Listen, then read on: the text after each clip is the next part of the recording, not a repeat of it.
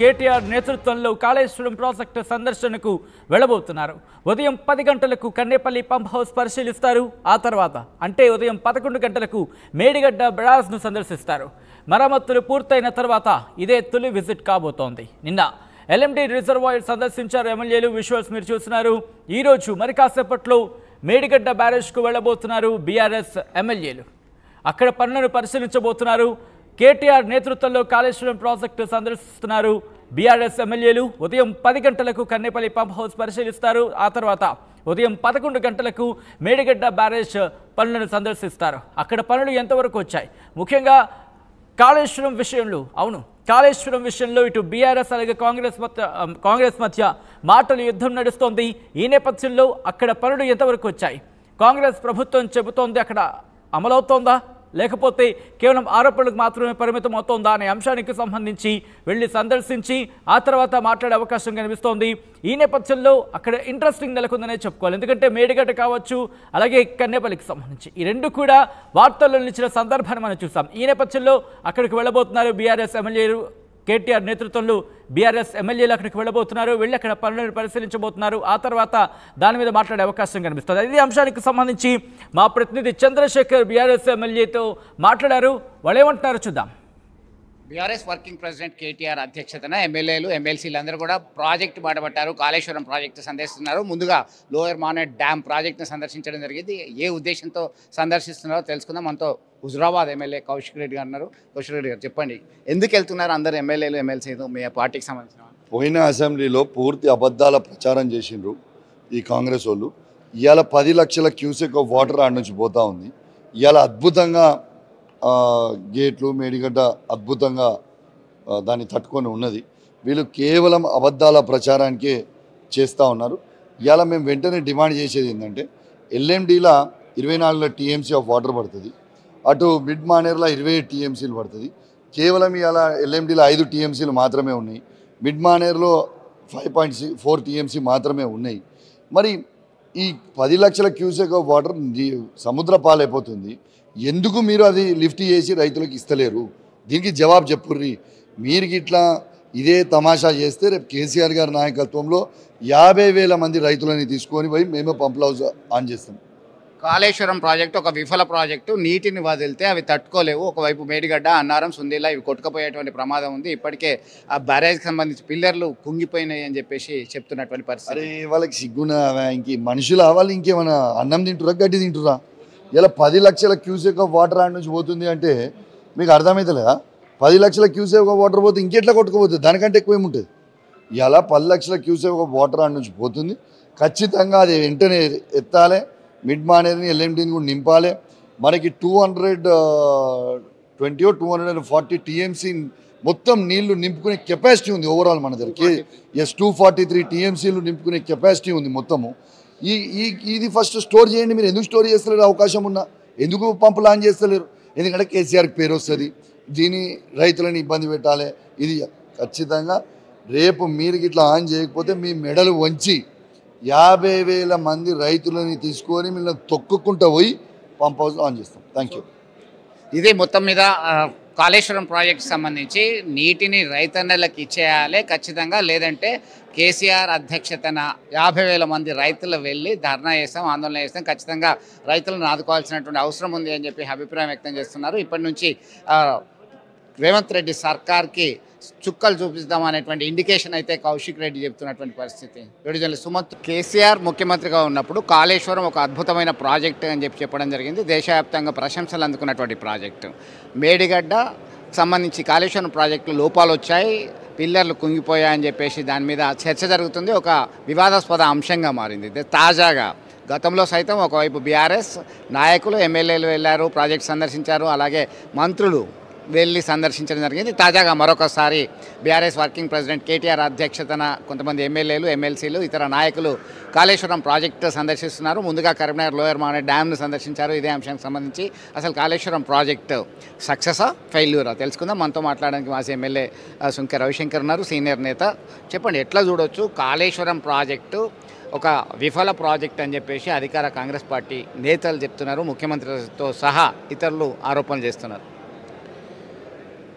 కాలం చేయనప్పుడు కాలం కానప్పుడు కాళేశ్వరం ప్రాజెక్టు ద్వారా ఎడారి లాంటి తెలంగాణకు సస్యశ్యామలం చేయాలి, ఎడారి లాంటి తెలంగాణ, ఆత్మహత్యలు ఉన్నటువంటి తెలంగాణను ఒక కోనసీమలాగా చేయాలని చెప్పి మరి ఒకప్పుడు రైతుల ఆత్మహత్యలు, ఆకలి చావులు ఉన్నటువంటి తెలంగాణ, వలసలు ఉన్నటువంటి తెలంగాణను మా ట్యాగ్లైనే, అంటే తెలంగాణ రాష్ట్రం కోసం ఆనాడు జరుగుతున్నటువంటి ట్యాగ్లైనే నీళ్లు, నిధులు, నియామకాలు.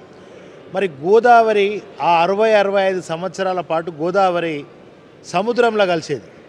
అటువంటి గోదావరిని ఎక్కడో 600 ఫీట్ల లోతులో ఉన్నటువంటి గోదావరిని మరి ఒక కొండపోచమ్మ వరకు, మల్లన్న సాగర్ వరకు, ఒక మిడుమానేరు వరకు తరలించి మరి ఎడారి లాంటి నెర్రలు బాలినటువంటి నేలలకు రైతుల కళ్ళల్లో కన్నీళ్ళు ఉన్నటువంటి రైతన్న కన్నీళ్లు తుడవాలని ఇలా కాళేశ్వరం ప్రాజెక్టుని ప్రపంచంలో ఏ ముఖ్యమంత్రి, ఏ ప్రధానమంత్రి, ఏ దేశంలో ఎవరు కూడా చేయనటువంటి గొప్ప ప్రాజెక్టు, భారీ ఎత్తిపోతల పథకం కాళేశ్వరం ప్రాజెక్టు కడితే కన్ను కుట్టి ఇవాళ ప్రజలు అన్ని అబద్ధాలు మాట్లాడి కాళేశ్వరం కూలిపోతుంది, కాళేశ్వరము పాడైపోయింది, లక్షల కోట్ల అవినీతి జరిగిందని అబద్ధపు పునాదుల మీద ఇవాళ అందలమెక్కినటువంటి కాంగ్రెస్ పార్టీ, రండి రేవంత్ రెడ్డి గారు మీ బృందాన్ని తీసుకొని మరి కాళేశ్వరం ప్రాజెక్టు మేడిగడ్డ పిల్లర్లన్నీ కుంగిపోయినాయి, కూలిపోతుందని అన్నటువంటి ఇవాళ రేవంత్ రెడ్డి గారు మీరు మీ బృందంతో రండి. కాళేశ్వరం కూలిపోయి ఉందా?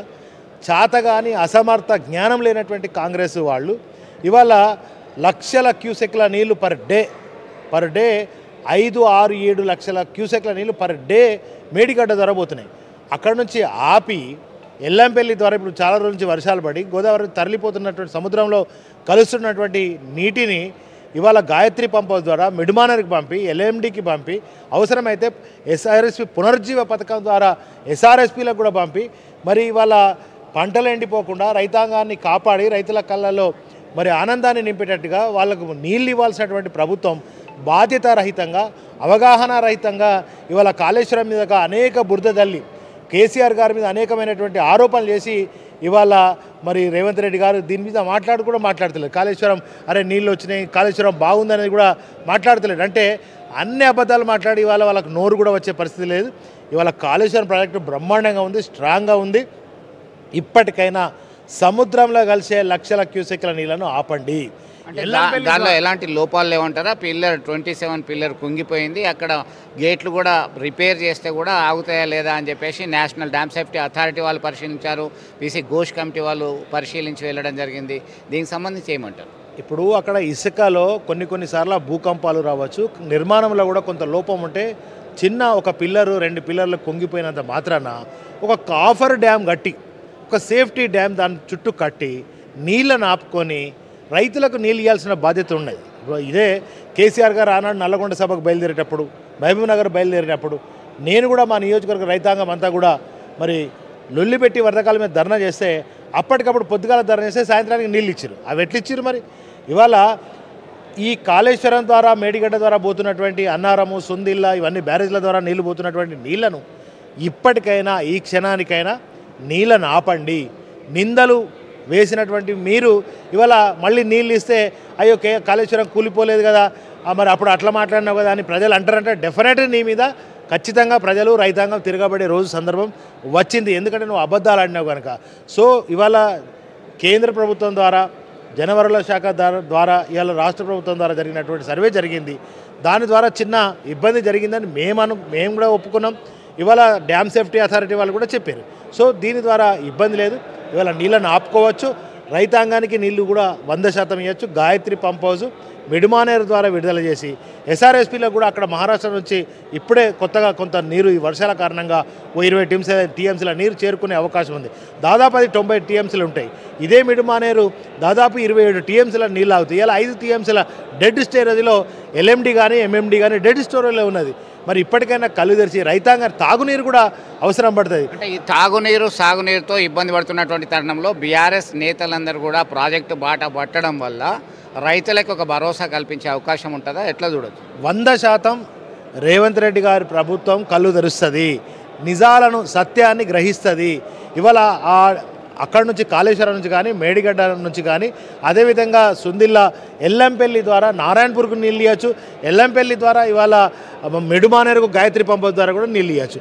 నీకు ఎస్ఆర్ఎస్పి నుంచి తక్కువ ఇచ్చే అవకాశం ఉంటుంది కనుక మీకు ఎల్లంపల్లి నుంచి నేరుగా గాయత్రి పంపౌస్ ఎంఎండి ద్వారా 45 లక్షల నీళ్లు ఎకరాలకు నీళ్ళు ఇవ్వడానికి ఆస్కారం ఉంది కనుక ఇప్పటికైనా అధికారులను కూర్చోబెట్టుకొని ఒక రివ్యూ కూడా చేయాలి.